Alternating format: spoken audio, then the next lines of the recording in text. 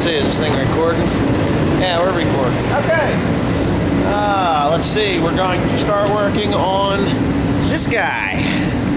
Right here. This is the rockshaft housing. I have to hone that cylinder there out. That's where the piston goes that lifts up the lift arms. That's where the rockshaft goes through. I have my brake and engine cylinder hone set. I hope everything works okay. There's actually 3 sets in there.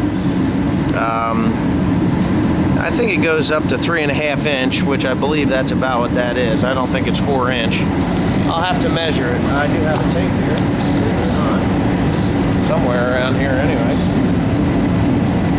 Let's see. It is 3.5 inches. So cool. Right to the set, to the largest one, it'll work. So anyways, I'm going to start doing that and getting her cleaned up. Just get all the surfaces cleaned up. I've got a pneumatic sander, so I'll get all the surfaces and the faces of these, you know, the sealable faces of these will be all cleaned up and ready to take the new parts, and the old parts, and all the other parts that I need. So I'll get started putting this thing to work here. I see my son has got his motor started. Yeah, that's pretty cool, huh?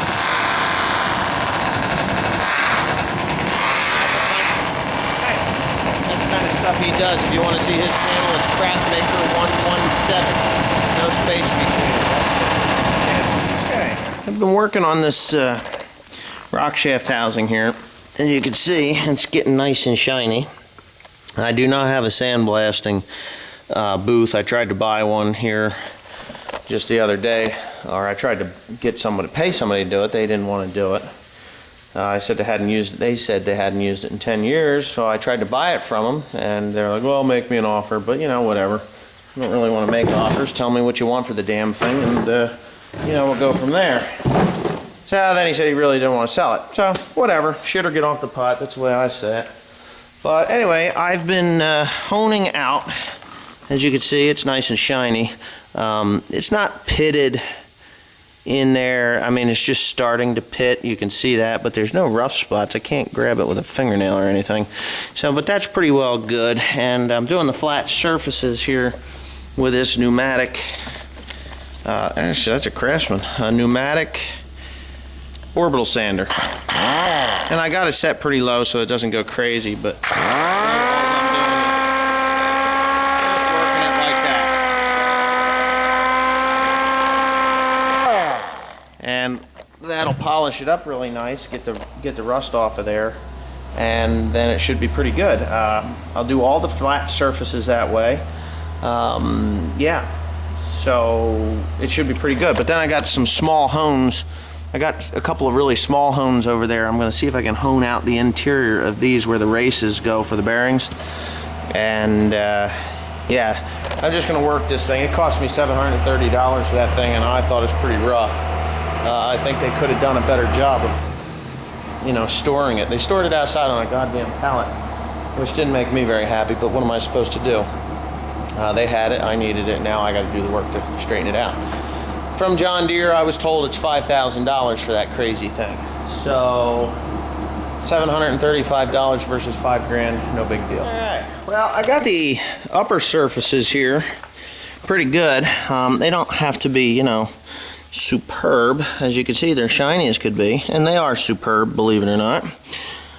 They came out pretty good, especially this one here. This is where the load control shaft, the draft settings are at on this, and then on the back side of this there's another selective control valve that bolts onto the back of that, and you'll see that a little later on when I start tearing the tractor apart. What I do have to do yet is flip it over. I think I'm going to run a hone down through there just for the sheer hell of it. That's just the fill hole for the hydraulic fluid. Yeah, so everything's pretty shiny right on up through. Yeah, good. It's good. Now, I am not using gaskets. Any more gaskets are obsolete. They don't use them. You can buy them still from John Deere, but why waste your money? Because even all the new tractors, none of them take gaskets anymore. What they use is this stuff. High torque, silicone gasket maker. Auto manufacturers have all gone to this. They don't leak. So, yeah, it's meant for transmission covers, and that's manifolds, intake manifolds, transmission covers, valve covers, thermostat housings, cam covers. So it'll take the heat and the abuse that I need it to do. So, you know, I've done this many times, and if you break a gasket and you use that stuff, it never had any adverse effects.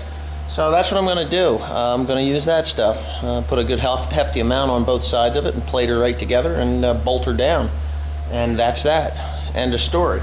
So that's what I'm going to be doing as far as gaskets are concerned, because I really don't feel like spending probably well over $100 in cardboard gaskets that eventually break and leak. So that RTV stuff never leaks. I never have any problems with that stuff. So that's what I'll be doing with that. I'm going to flip it over here and start sanding that off, and then I'm going to start tackling the back side of this tractor. All the tin work has to come off. I believe I got to take the deck off. Yeah, I have to take the deck off here, the tin work, toolbox. I do not have to take the side console off, I don't think. I may have to, I'm not sure, but whatever it is, we'll go for it from there.